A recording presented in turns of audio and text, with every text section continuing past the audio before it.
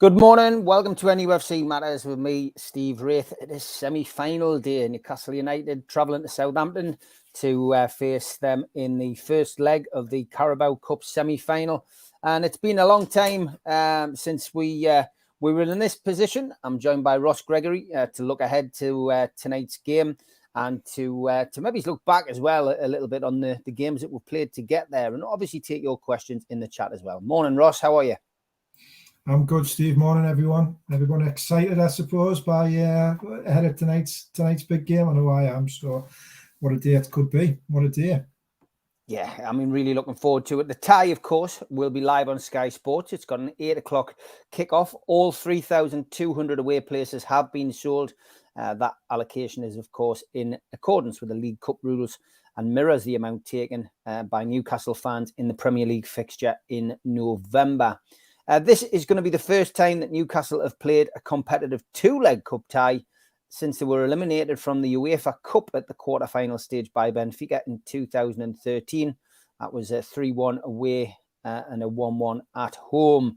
In terms of the League Cup, meanwhile, the most recent two-legged tie was our second-round victory over Leyton Orient in 2000. That was a 2-0 home win and 1-1 away. So, who could we face if we get through? Well, of course, it's either Forest or Manchester United. They will be playing tomorrow, and their final game will be at Old Trafford on Wednesday the 1st. As for team news, well, John Joe Shelby and Matt Targett remain unavailable. And as for Southampton, Armel Bella-Kotchap, Theo Walcott and Alex McCarthy could return after injury. Valentino Livramento and Juan Larios remain unavailable. The defender, Jan Bednarek, has been recalled from his loan spell at Aston Villa. He is eligible to play in the semi-final if needed. Recent results, well, Southampton were beaten 1-0 at home by Aston Villa in the Premier League, and they remain bottom of the table, while Newcastle, of course, played out a 0-0 draw at the weekend. The route to the semi-final for Southampton, well, that was a Cambridge first in round 3. They won 3-0. In round 4, it was Sheffield Wednesday at home. They drew 1-1 and beat them 6-5 on penalties. In round 5, they faced Lincoln City and won 2-1. And in the quarterfinal, of course, they made a big news story by beating Manchester City, who love this cup competition, by 2-0. Referee tonight is Stuart Atwell. His only previous game involving us this season was, ironically, our 4-1 Premier League victory at St Mary's. And on VAR, it's Andre Mariner. As I mentioned already, it is live on Sky. And just a reminder, Newcastle's route to the semi-finals. Well, round 3 saw us win 2-1 at Tranmere. Round 4 saw a 0-0 draw against Crystal Palace, which we've had a couple of in the league as well now, but a 3-2 win on penalties. Round 5 saw a 1-0 win at home to Bournemouth, and the quarterfinals, of course, saw us beat Leicester 2-0. The bookies have got Newcastle 8-11 on to win, and 0-0 draw at half time, 31-20. Any draw, 13-5, and a win for the home team is 4-1. So yeah, it's a tight game, isn't it, Ross? This game, it's a huge game, but it's a tight game as well. Yeah, I think it's going to be really tight. I think it's going to be very cagey and quite edgy.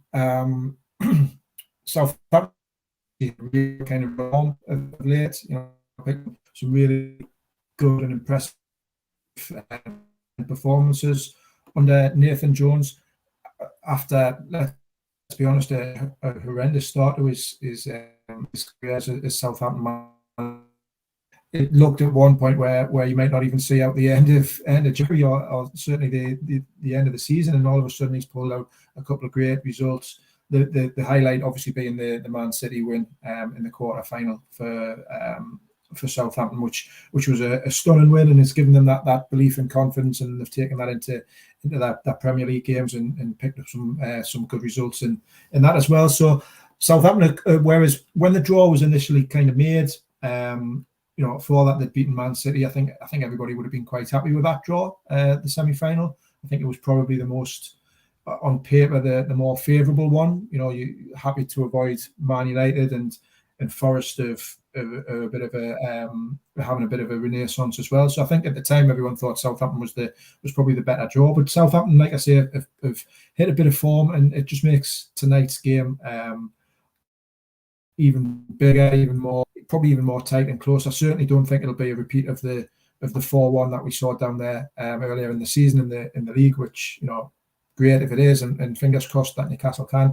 produce a similar sort of result and performance. But I think it's going to be a tighter and edgier affair, not helped, I suppose, by by Newcastle's lack of goals recently. You know, that which is becoming a slight concern. You know, that's, you know, three kind of goalless performances in the last 4 games, I think it is. So it's becoming a slight concern, and they need to find that shooting boots again very, very quickly, and hopefully that'll start tonight. Yeah, fingers crossed, mate. Okay, Toon Stato usually joins us on the Amigos, but because we've got a game tonight, listen to Andre give his stats on this game.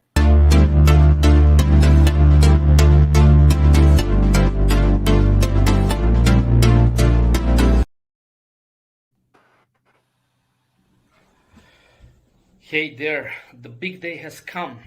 First semi-final since 2005. Newcastle has a pretty decent record at semi-finals. This will be the 21st in the club's history, and Newcastle has won 15 out of the 20.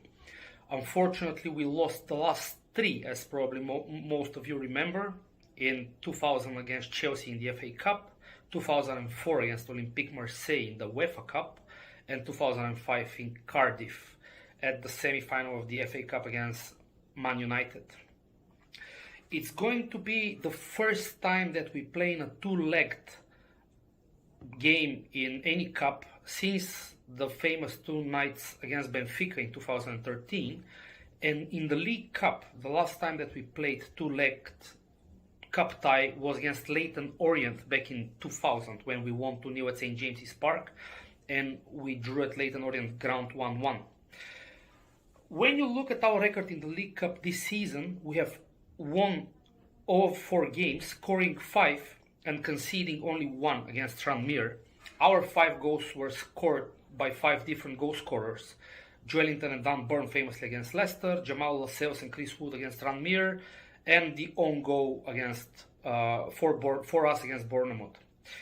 We have played only once with Southampton in the League Cup back in 1968 at their ground, and we lose 4-1.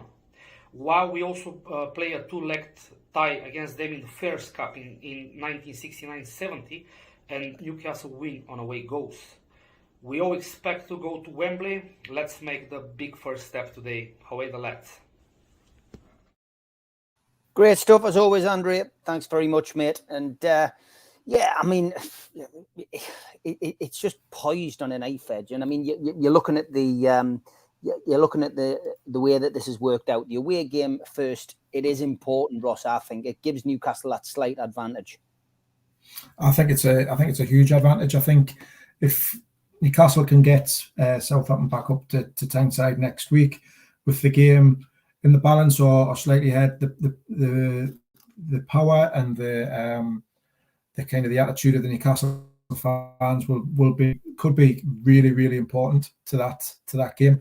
To have 52,000 fans kind of supporting but generating that passion and the atmosphere that we've seen that's been generated over recent cup games and recent league games, the power of it and the impact that can have on both Newcastle and Southampton, I think is huge. You'd much rather have that second leg at St. James's than having to travel down to Southampton with a game potentially in the balance. So I think it's huge. I think it means that tonight there's obviously a bit of pressure on both teams, but Southampton are going to have to try and get their noses in front, and Newcastle can maybe contain a little bit more, knowing that they've got the second leg to come at St. James's. But it's we'd love to see Newcastle travel back up from the South Coast with a victory and put themselves in a real strong position ahead of that second leg, because it could be that match could be really crucial. Yeah, it could be. John Askew, good morning. He says, we've got no game in between the two semi-final games. Is that important? And does not competing in Europe this season significantly boost our top 4 chances? I heard Eddie Howe asked a similar question about this, fact that we haven't got a game at the weekend because we got knocked out the FA Cup, and he's still bitterly disappointed about getting knocked out. But I guess, from our perspective, just looking at it, Ross, having that little break in between, depending on the result tonight, can probably benefit us. You know what I mean? I think it's a huge benefit, Steve. Yeah, I really do. I think it's I think in an ideal world, Newcastle would have liked a little bit more preparation time ahead of tonight's game. Obviously a late finish on Saturday night meant that the prep time ahead of tonight's game has been limited. But not having that game next weekend, the players can leave that they wouldn't anyhow, but they can leave everything out there tonight. They don't have to anyhow doesn't have to try to manage his squad with games coming thick and fast.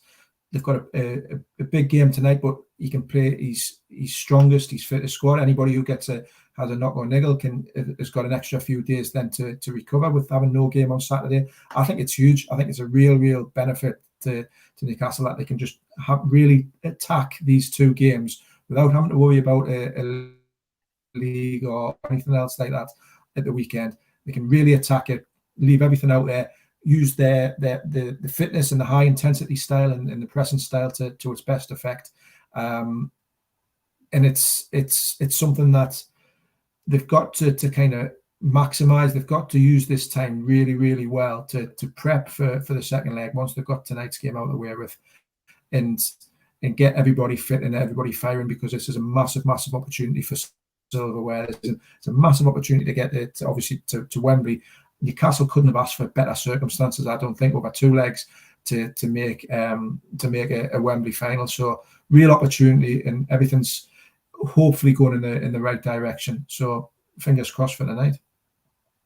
Would you change the team a little bit, says John, to freshen things up, maybe ASM or Isaac coming in? I've got to be honest, I think from an attacking point of view, I think that might be the change.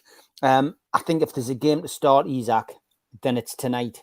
And I think we might see that happen tonight. And, I haven't heard any whispers or rumours yet of, any last minute changes. So by all accounts yesterday, Eddie Howe's press conference, no new injuries.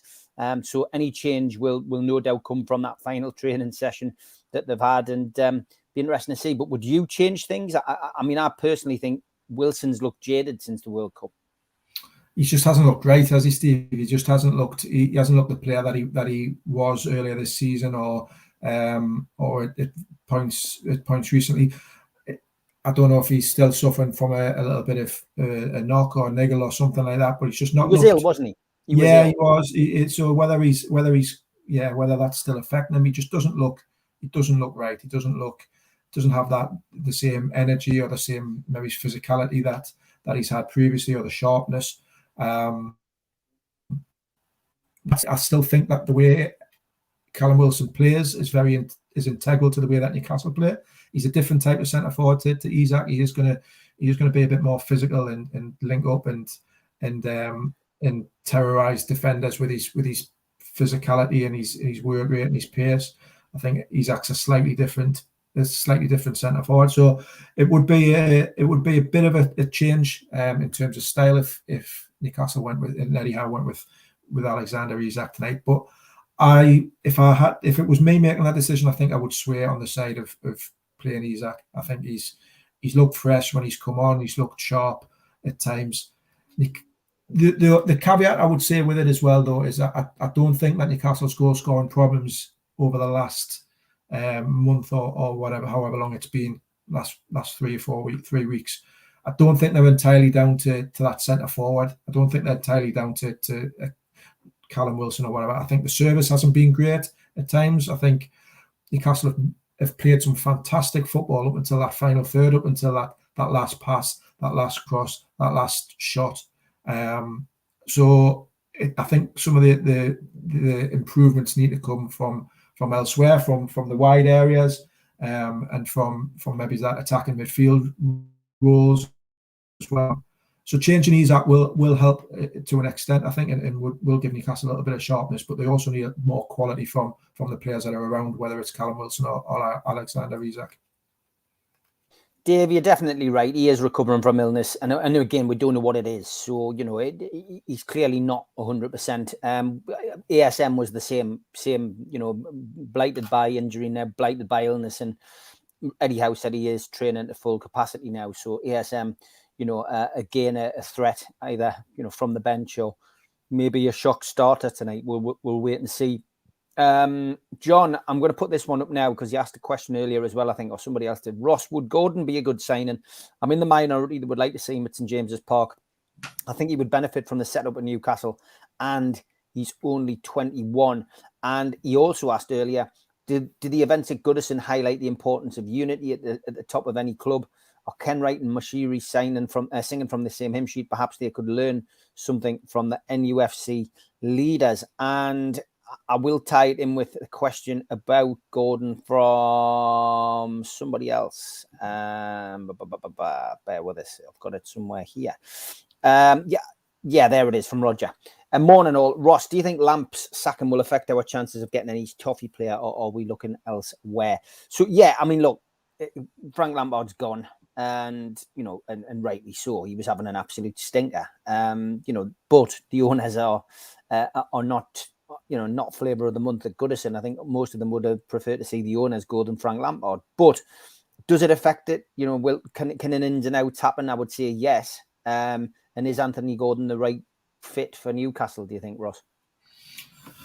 This is a real interesting one for me. And I'm not 100% certain what the right, how I feel about this. So start at the beginning, I suppose, with the questions. Is Frank Lampard's been sacked, and he hadn't been fully trusting Anthony Gordon.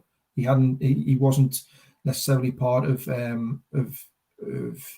his team and how he wanted Everton to move forward. I think that whether there'd been a lack of trust or an issue there, I'm not 100% certain. So if Lampard had stayed, then Newcastle might have had a better opportunity because if Gordon wasn't seen as part of Lampard's plans. Now a new manager is going to come in and want to make his own decisions. I'd be extremely surprised if Everton, in the situation that they're in, with what have we got, 6-7 days left of the transfer window, second bottom of the table, with no manager currently, if they surprised if they let it go, if they let Anthony Gordon go, if they let Dominic Calvert-Lewin go, if they let anybody go, because you've got to you're not only letting players go, but then you've got to find replacements.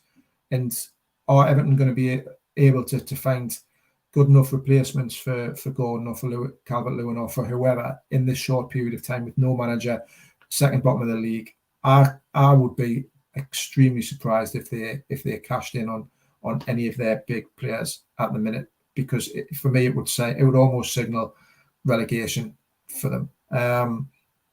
In terms of Anthony Gordon as a player, I've seen plenty of him, and I still can't make my mind up on him. I've seen him look a real threat. I've seen him look a really good, talented player. I've also seen him have some really poor games. Now that comes with youth and experience. He's still only 21. He's still learning the game. He can play in a handful of different positions, on the right, on the left. He can't sometimes play through the middle, but I don't think it's where he's best suited. I can see why Newcastle are interested in them, and Newcastle are very interested in him, by the way. There's a real strong belief that he's a player that can improve their squad, and somebody that a lot of people around the club like. For me, he's more of a wide player and a wide attacking player. A lot of this has come about, let's not forget, by the sale or the departure of Chris Wood. And that one took me by surprise, simply because for what I've just talked about there around Everton, it's very difficult to find the right replacements with so little time left in the transfer window. So for Newcastle to let Chris Wood go, I assumed when they let him go that they had a replacement lined up and they had something in the pipeline to go the rest of this season without replacing Chris Wood, regardless of what we say about Chris Wood and how impactful he'd been, how much quality he'd given Newcastle. That's open for debate. I know he splits opinion, I think, amongst the Newcastle fan base, but not to replace him would be an error in my view. For everything that he gives, Chris Wood, he gives consistency, he gives reliability. He's missed one game for Newcastle since he signed through injury or illness. He's missed one game in 18 months. If you go back to the start of last season, one game that he's not been available for Newcastle or Burnley in that period of time. Callum Wilson's missed 32. Alexander Isak's missed something like 18 in that same. So yes, he's not up to their levels, and we hope that Newcastle brings somebody in who improves the squad and is a better fit for the squad and can give more quality than what Chris Wood could. But you need to have players who are available, and that's what Chris Wood did. I thought he was an excellent addition as a third striker, if you like, behind Wood, behind Isak, someone who would come off the bench, who could do different things, who could potentially grab a goal, or link the play up or whatever. So, bit of a long-winded answer, I suppose. Is Anthony Gordon that right player to replace Chris Wood? We know that they're not looking for an out-and-out kind of direct replacement in terms of a centre forward, if you like. They're looking for someone who's a bit more versatile, who can play across the front three. Anthony Gordon can do that. Whether he's worth 35-40 million, I'm not sure. That's my personal opinion. I've not seen anything that really would put bracket. I'm saying that Chelsea were very, very interested in him in the summer as well, and there's a lot of managers and clubs around who do rate Anthony Gordon and who have watched him a lot more than me. I can see why Newcastle like him. He's not necessarily for me, but it's somebody who is really on the radar and somebody that they will push, I think, over the next few days. Yeah, lots of fans getting slightly frustrated that we haven't brought anybody in. BT mentioning that Howe only knew 4 days in advance that Chris Wood wanted to leave because he wanted more game time. Tom says with Wood gone, I think we need a young player or a striker in the likes of Eddie Nketiah at Arsenal. I mean, somebody we were linked with, of course, at the start of the season. Barry says, never thought with 6 days to go we would have got we would have got rid of 2 players, but not signed anyone. We need cover for Wilson type of player and for Bruno. In respect to Wilson, BT says, I did hear that Newcastle sent a training programme to England whilst at the World Cup, but England did not stick to the programme. Could this potentially relate to Wilson's illness? Not sure whether it relate to his illness. Maybe just the fitness regime, and when do England ever do clubs any favours? They don't. You send your players away with the best wishes and they can come back injured. They've already loaned out Dan Juma. This is Frederick. Not heard that, mate, but I've got to be perfectly honest. I haven't been paying much attention to what is going on at Everton. And Barry says, why, if we were going to let Wood go, did we not keep the young Australian as backup? Again, he needed to get out and get experience. Understand where you're coming from, Barry, of course. But yeah, it's going to be interesting. Mag Debate says, the majority of chances are falling to Joe Linton and Longstaff, the 2 worst finishers on the books. And John says, I think we can have faith in Dan Ashworth and his colleagues regarding transfers. I hope so. Anyway, Ian says, Gareth Bale's playing in the PGA Golf Tour. I think that's a good point from John. Just go back to John's point there. We have to have faith in Dan Ashworth and the Newcastle kind of hierarchy around these transfers. They've not put a foot wrong really in terms of transfers over the last year or 18 months. I think this is the big test. This is a big test for them now, because with the right additions, with the right players brought in, Newcastle, let's be honest, we never thought we would be saying this at the start of the season, but Newcastle could quite easily finish in the Champions League, in a Champions League spot, could quite easily qualify for the Champions League with the right additions if they get this right in the remainder of this month. Even if they don't get it right, Newcastle are still within a chance of a top 4 finish. But it almost feels like this is a big week for the club in terms of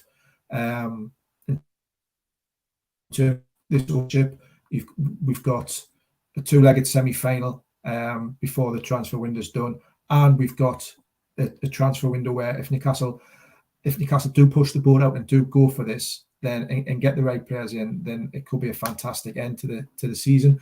It's the Wood thing is just, it's really thrown me. I can say I put something on Twitter that I felt it didn't really benefit Newcastle financially. In the short term, it doesn't benefit them in the short term. It's a loan deal. Yes, they can get 15 million in the summer, and that might be, if they spend that now, they may be able to offset that against FFP. So I do see it from that, but it's only a good piece of business. It's like anything when Newcastle sold Andy Carroll for 35 million on deadline day to Liverpool. That was a great piece of business, really, in the terms of how much they got from. But it's only a good piece of business if you bring somebody else in and replace. If you strengthen short out and with less depth and you're not improving it, then it's not a good bit of business. No matter how much money is in the bank, doesn't matter if that 15 million that you get from them goes towards the summer budget or whatever. Because this is the opportunity. This is the opportunity now. Let's stop looking at the summer. For me, let's stop trying to look too far ahead. Newcastle got a real opportunity now to do something fantastic this season. Let's hope that the right players are lined up and they can get a couple, one or two in before the end of the window. And as I said, we've got to trust in the process, got to trust in the ownership, because they've been fantastic so far. Not put a foot wrong with transfer dealings, really, and have every faith that they will get this sorted before the window's out. Geordie Toomba Live says, is it really the end of the world if we don't sign anybody? The club know better than us what they need to do financially.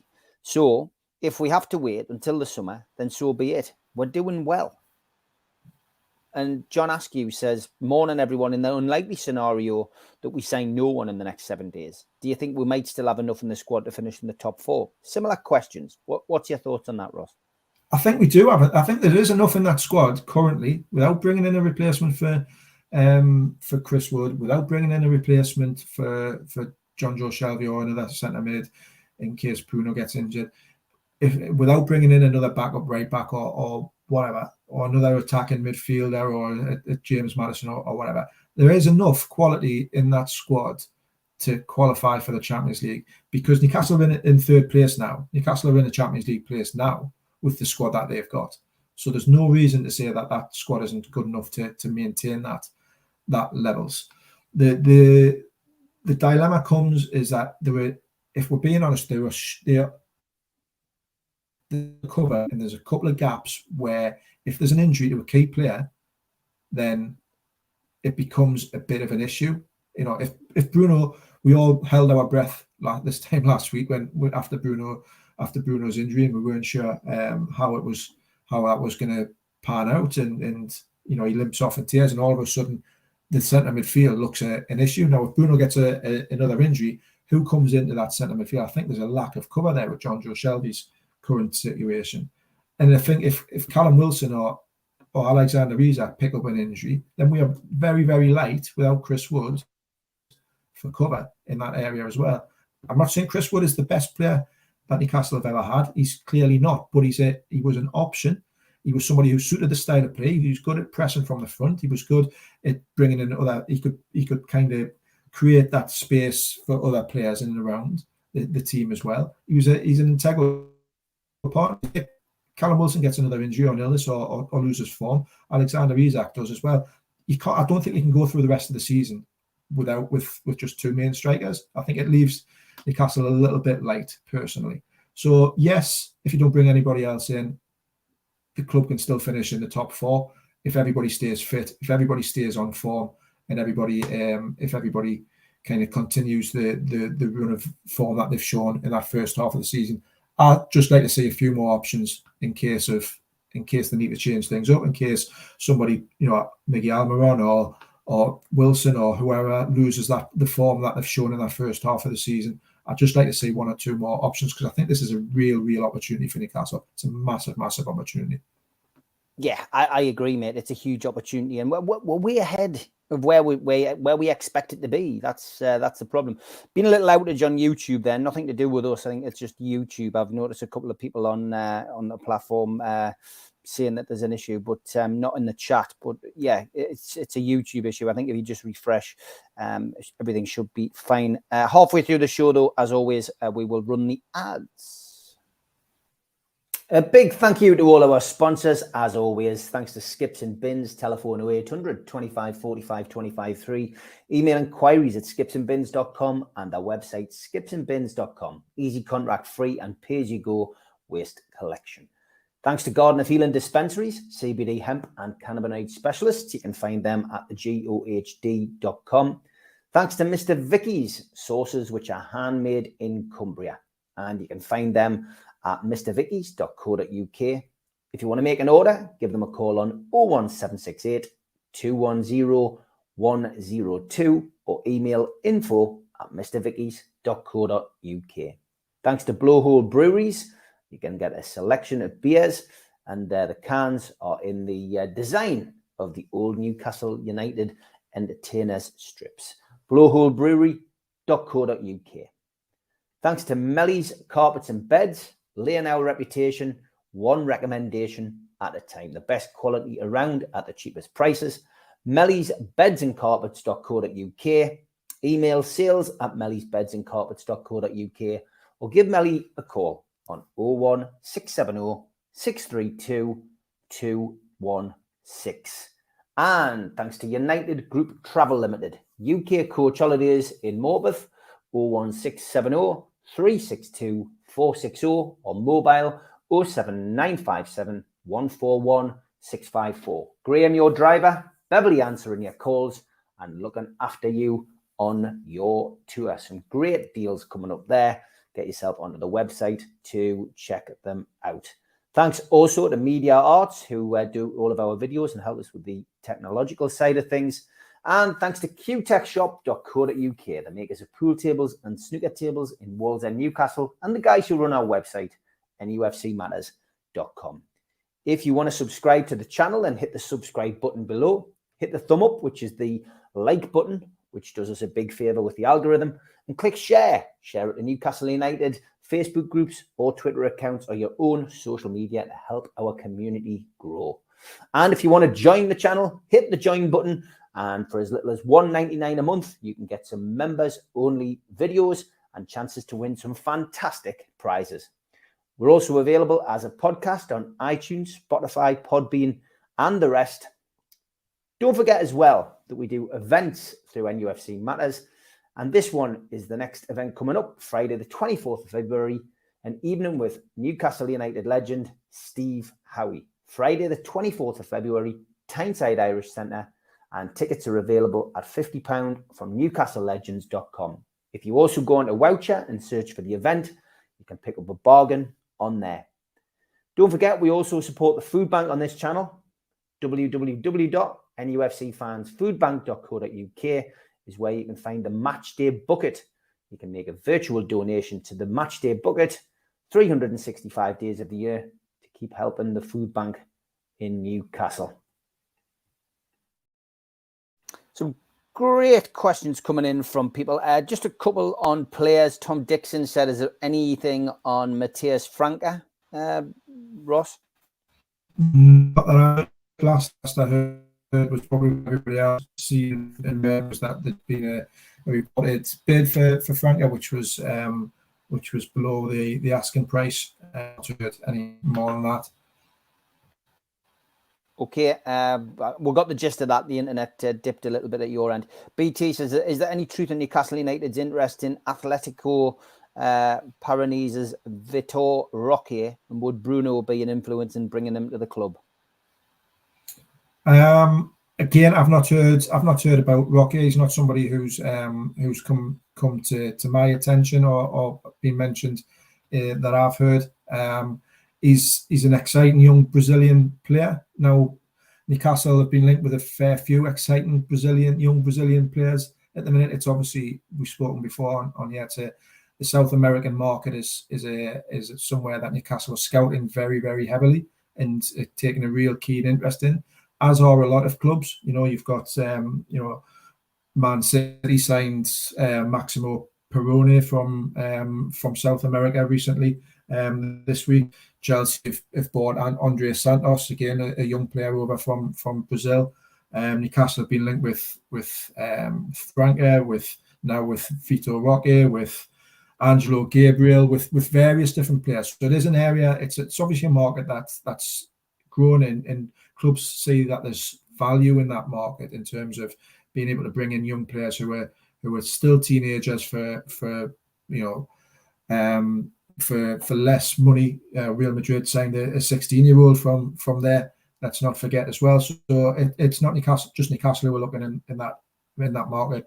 Roque is somebody who's scored a lot of goals. He's still only 17, so he wouldn't be eligible to move to a European club just yet anyhow, until he turns 18, which I think's in February or March. So he wouldn't be able to sign him for now. He'd be signing for further down the line. But Newcastle are looking at bringing in exciting young players from around the globe. In South America is a definite market that interests them at the minute. Yeah, Barry, reading stories about UEFA tightening up financial fair play rules because of Chelsea's recent long contract cheats. Is this true? They're always talking about changing things, Barry, but I haven't heard anything for definite. I'm not sure whether you've seen anything on that, Ross. No, I mean, the Chelsea thing's really, really quite interesting. If you're into that sort of thing, the financial fair play and ways of kind of getting around it is what Chelsea are doing with their 7 and 8 year contracts. Big transfer fees, and then putting them over, like, you know, giving players 7-8 year contracts. It's due to the amortization of players and how they can spread that cost for financial fair play. So if you sign you can argue that if you sign a player for 80 million but giving them an 8-year contract, and it's only 10 million a year, and it's a way of kind of getting around financial fair play. I've seen a report saying that UEFA are planning on tightening up some of these regulations to stop this. I don't know how true it is. Chelsea obviously think that they've found a bit of a loophole. Say that they've found a bit of an area that they can exploit. And I'm sure the authorities will be looking at it and seeing if it is something that needs tightening up.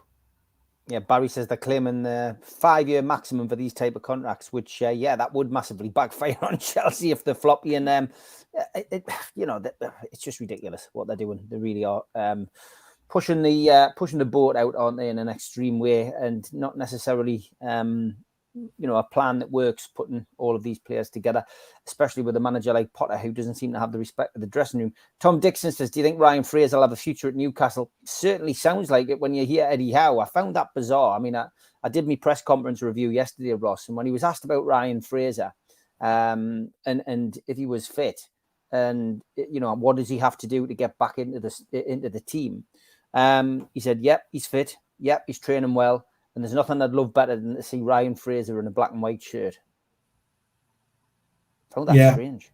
I think he's got. I don't think there's a future for Ryan Fraser at Newcastle and Eddie Howe. I think Eddie Howe's made it quite clear that he's so far down the pecking order now. He's behind Miggy Almiron. He's behind Alan St. Maximin. He's behind Jacob Murphy. He's behind Elliot Anderson. He'd rather play Joe Linton out wide. That's before you start talking about whether Isaac can play out wide and whether Newcastle are going to bring in a new forward who can potentially play on one of the wide roles. I think the fact that he can't even get in the 19, was it now that gets named 8 or 9 subs now. The fact that he can't even get in the match day squad then on an enlarged squad tells me that he might be training really well. And he's not picking him for a reason. And I just think that his time at Newcastle is numbered. Yeah, I would agree. Surely we'll want to offload Fraser as soon as possible, says Frederick. I would agree. Is it true that Newcastle have pulled out of the race to sign Ivan Fresneda? And if so, what does that say about Newcastle's transfer policy and their objectives? Yeah, Chronicles running that story, Ross, aren't they? Yeah, there's a few outlets running it. Chronicles picked it up as well, saying that Newcastle now are not in the running to sign Fresneda. I don't know what it says about the priorities, and maybe the price was too much for them in this current month with with priorities maybe elsewhere. Maybe they feel they can get the right back situation isn't something that they need to press the button on now. With obviously Kieran Trippier still fit and firing, and I thought someone like Javier Manquillo did quite well. Chef Wed in the cup game, I thought he was one of the better players from those fringe players. So maybe they've just thought, right, we don't need to tackle that right back slot at the minute. It's not a priority. We can put what budget we have, what money we have towards other targets. Yeah, I think so as well. Yeah, Ian, you're right. He's not going to say, yeah, Fraser's out ASAP. But I just think I don't know if there is a chance that he's going to leave, and we, he looks a million miles away. Somebody said, is Fraser worse than Murphy? But I genuinely found it bizarre that he said, I can't wait to see him in a black and white shirt. It was a strange thing to say, Ian. That was the point I was getting at. It just seemed weird to me. It really did. David asks $1 million question. Do you think any realistic signings in this timescale that we've got left before the end of the month? I think it is a good question. That I think the time, obviously the clock's ticking and it's getting tight. January is always a more difficult month to sign players. And Newcastle have now, I'm not saying they've painted themselves into a corner, but everybody knows that where they need to look. They need to look on that forward line now. And are clubs willing sellers? Newcastle might be willing buyers. Newcastle might be able to bring in players, but it doesn't mean that the selling clubs are willing to let them go. I think it's really, really difficult. But as I said before, I'll just repeat what I said before. You've got to trust the process. You've got to trust Dan Ashworth and Steve Nixon and everybody else around the recruitment side of the club, because I don't think that they would have let Chris Wood go without being really confident of getting somebody in to replace him. I don't think it's like put it this way, it's not like the Mike where a little bit more scattergun. You've got to trust them a bit more. That's what I'm putting my faith in anyhow. Yeah, maybe he meant Juventus, says Ian, when he says he can't wait to see him in black and white. Or St. Mirren, maybe. St. Mirren, yeah. He can come to Wickham, Steve. He can come to Wickham. We could do with a wide player. He wouldn't have to move out then. Yeah, it's a good idea. Exactly. JJ says, is it true that the club have submitted plans to the council to expand St James's Park? It looks fairly likely. I mean, they need a bigger ground, don't they? Yeah, I don't know if they've actually submitted plans to the council. I think they're obviously exploring the options. I think they're looking at different ways. They'll be having conversations with the council. I'm not sure if it's gone as far as actually drawing up plans and submitting them, but there'll be conversations and seeking out what the potential options are. I think everybody's or the majority of people to stay at St James's if possible and expand that rather than moving to a new stadium. But with the current trajectory that Newcastle are on and the way that the club is at the minute, they definitely need some sort of expansion to enable more people to get into the ground. We saw, I think it was yesterday, with the cup tickets going on kind of general sale. The amount of people who are clamouring to get those, and it's the same every home game now. There's a lockout, which is fantastic, but to be able to generate more revenue, which will then help the club move forward in terms of players that they'll be able to attract, signings that will be able to make money, that will be able to spend. They need to expand St James's for a number of reasons. Ray, good morning. He says, could reaching the final cause our team to lose focus on the league? It does happen sometimes, Ross, doesn't it? It does. There's a couple of League Cup as well, isn't there? I think Birmingham won it one year and got relegated, and I think it's happened with other clubs as well.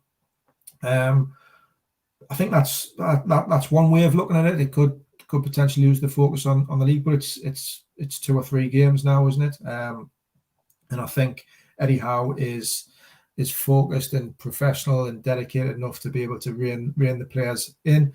Look at it the other way, reaching Wembley, reaching the final, it could give everybody a massive confidence boost, could give the whole club a huge lift, and it could actually inspire and propel them on to even better things in the league this season as well. So you can look at it both ways. Yeah, I think it's when you get close to a final, maybe it's at the end of the season, an FA Cup final. Yeah, people, maybe it's a bit like people say you've got the sand, you've got your flip flops on when you're safe, and you get some funny old results. Well, our players more thinking more about yellow cards and putting their foot in when they've got potentially a final coming up. It's it's an interesting question though. Ray also says, does Ross live in a lighthouse because he keeps going from dark to light? It's sometimes just his internet connection. Sadly, he's not got the best internet connection. Remember those days with Liam Kennedy's internet connection? I think they've swapped internet hubs or something like that. But yeah, internet is terrible in the northeast. I've got to be perfectly honest. So it's not just Ross suffering. Clint, good morning. Says, why do you think we don't score many headed goals considering the height we have? Conversation I had this weekend, Clint. 15 corners, not one goal from a corner on against Crystal Palace. Is it a lack of creativity in that department? Is it something we need to work on, do you think? It's an intriguing question, this, because with Kieran Trippier, Newcastle have got one of the best deliverers of a dead ball, of a set piece that they've ever had. I think some of his quality of delivery is great. I think there needs to be a bit of a rethink, because it seems like every game there's a glut of corners and set pieces that Newcastle aren't capitalising on, or even looking like capitalising on. I think Newcastle have got a lot of height and a lot of physicality in their team, but I can't remember too many really close shaves or even chances from set pieces other than kind of Joe Linton's against Leicester. I think Dan Burn, for someone who's 12'10", just doesn't seem to get his head on enough corners or set pieces. Same, Botman has the odd chance, but there needs to be a bit of a rethink, whether it's they need to mix up and not have Kieran Trippier taking them on and have maybe a left footer swinging some in from one side, or just mix it up a little bit. But yeah, especially when goals, the final goal's hard to come by. If you can take one of those chances from a set piece, from a corner, if you've got 15, 16 set pieces, then it alleviates the pressure on other departments when it comes to scoring goals. Yeah, I agree, Ian. He says, we're the second tallest team in the league and Trippier's deliveries are spot on. It's really odd that we don't score more. Yeah, look, Eddie Howe often says, we're playing well, but we're not perfect. When is anybody perfect? Well, maybe that's one of the things you can, sort out. SJP Dave, thank you very much, mate. Nice to get those kind of comments in the chat. Barry says, we're doing amazing. I'm still celebrating. We are clear relegation. It's Howe's fault he's that good. He's given us hope of more. How are the lads? Let's smash the Saints. Barry, if you want to jump on tonight, we're doing a match day live. For those of you who aren't going to the game, we're going to give an alternative commentary. We'll be starting the show at 7:45 tonight. But Barry, if you want the link and you want to jump on and watch it with us, then you're more than welcome. Thanks to Paul Gallant for sharing the show, as he always does. Geordie Toomba Life says, just for the banter and to fire up the region, get Eddie Howe to put in a bid for Ross Stewart. Just imagine the banter. I could imagine the banter, yeah. I mean, I watched the derby at the weekend, the Wearside Teesside derby. Ross Stewart does look a bit of a player, like, at that level. I'm not sure whether he would be, whether he'd be the answer to Newcastle's goal-scoring problems, but it was an interesting game. But, yeah, I mean, I don't think Newcastle would be dipping into Ross Stewart, Ross. I don't think so. I don't think I think there's some really good players in the Championship. I try to keep my eye on the Championship a little bit and watch a few games. And I think there's some really talented young players coming through, especially in the attacking areas. I think Sunderland have got a couple obviously out. They're brought in on loan, and the lad from Man United looks like a player. Ross Stewart knows Championship level. There's a few around the Championship. I like. There's a lad at Sheffield whose name escapes me now. Senegal, Sheffield United. Sorry, Senegal international, who's a real handful up front. I like the look of him. There's definitely some talent there, but I don't think that's where Newcastle are particularly looking at the minute. And certainly it would set a few tongues wagging if they put a bid in for Ross Stewart, but I don't see that one happening either. And Mag Debate says, I'd rather have Rod Stewart. John Carter, good morning, says, would you say a new signing is more likely to come from abroad? The Gordon talk was maybe just to get Chelsea to sign him for stupid money. It's a good point, that, John, as well. Like, there are a lot of red herrings, I am sure, put out by Newcastle in this transfer window. Agents obviously love to have stories out there because it creates interest around a player. But from our perspective, I think that's a good shout. What do you think, Ross? Possibly, yeah, possibly. I think you have to remember that Eddie Howe likes players who have got Premier League experience, who have come in and who know the league, and I think that is quite important, especially in January, if you can bring players in who know the league and who know how it operates. We saw last January when Newcastle obviously brought in a fair few players, but they brought in Kieran Trippier, who knew the Premier League, Matt Targett, who knew the Premier League, Dan Burn, who knew the Premier League, and Chris Wood, who knew the Premier League. Bruno was the kind of the outlier to that. Newcastle in a different position now. They don't necessarily,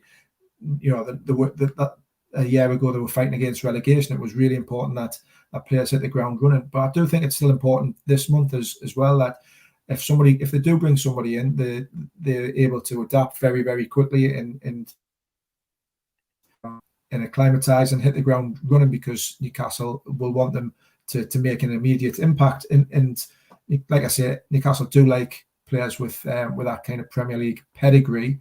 So we shall see. It's just a difficult market this month, like we've said, but I'm sure that they've got a number of options that they'll hopefully get at least one over the line before midnight or 11 o'clock on the 31st.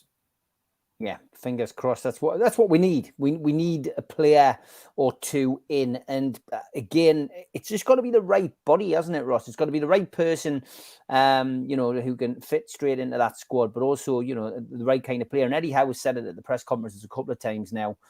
Essentially, we want somebody who can hit the ground running up front. We don't necessarily want like for Chris Wood. We want somebody who can come in and potentially, score some goals.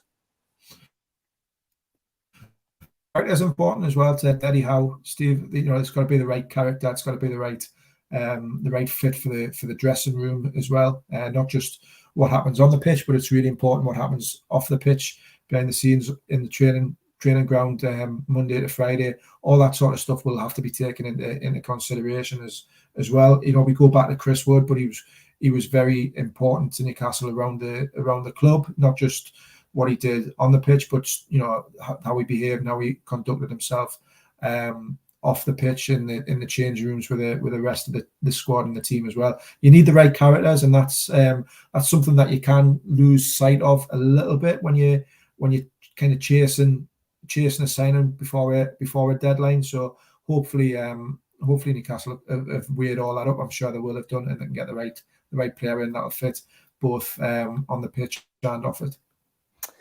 Yeah, don't forget, we have got a few other events coming up. This coming Friday, tickets are a tenner. Still a few tickets left. A meet and greet with Warren Barton at the Irish Centre in Newcastle. Go to nufcmatters.com to buy your tickets for that. Same place for tickets for an evening with Nobby Solano on the 25th of March at the Tyneside Irish Centre. Tickets for that one are £15. Only a couple of tickets left for an evening with Steve Watson, 2nd of March at the Tynemouth Surf Cafe. And as we mentioned earlier, the Steve Howie event, 24th of February at the Irish Centre.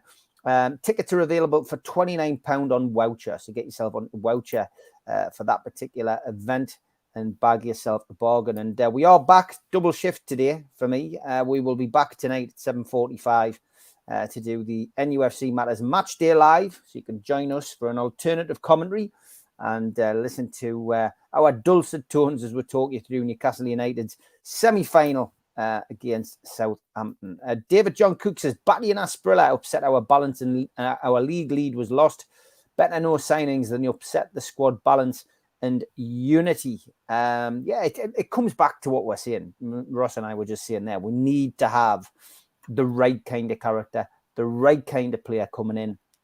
And essentially, at the right price. And Newcastle will not be, held to ransom. And I genuinely feel that, they'll get the right player at the right time. Tom Dixon says, what is your prediction, Ross, for tonight? I'm going to be ultra positive, and I'm going to go for a 2-0 Newcastle win. I think it's going to. I wouldn't be surprised if I'm wrong. I think it is going to be tight, but I'm going to be really positive and hope that that they finally get the scoring boots on. They finally start converting some of these chances and some of the fantastic that final third, be a bit more clinical and come away with another clean sheet and a 2-0 win. Okay, well, I'm going 1-0. I think Newcastle will get the win. I think another clean sheet. Roger Cook thinks 1-0 as well. But this is going to be a tight game, and Southampton know this is their big opportunity to get a lead going into that second leg. But it's going to be tough. They're not the same Southampton that we played. A little bit earlier in the season. Will we go full strength or rotate? I think what we heard from Eddie Howe yesterday was he will be going full strength. There'll be no rotation, Dave, whatsoever. Good luck to Wickham tonight, Ross, says Tom. Who are they playing? We've got Hebben tonight in the Durham Challenge Cup quarter final. So I'm going to be there. I'm going to be at the Glebe. I'll be. We're a little bit short on committee members tonight for one or two reasons. Mainly the match. People who the gate will get tonight. The game was rearranged. It's been rearranged about 4 or 5 times in Durham FA. We asked for it to be played tomorrow night, and Durham FA said it had to be played tonight, so that'll affect our gate. Unfortunately, I'll be on cafe duty with the iPad close by, watching the match while serving hot dogs and chips as well. So it's going to be a fun evening, Steve. Fun evening. Fantastic. Frederick, I love your optimism. He says it's going to be 2-0 to Newcastle and 2 headers, so we can stop talking about it. Great stuff. As always, thanks to everybody in the chat. It's always nice to be able to do slightly earlier ones as well, because we do see different people in the chat. We're welcoming new people all the time. Thanks for subscribing, those of you who have. And if you haven't, why not? Click the subscription button underneath. It's free. Just means you get a notification when our shows go live. I will be back 7:45 tonight with Matchday Live and a panel of Newcastle fans, including the legend that is George Mitchell. So until then, I will bid you farewell. Ross, good luck to Wickham tonight. Take care, mate. Cheers everyone.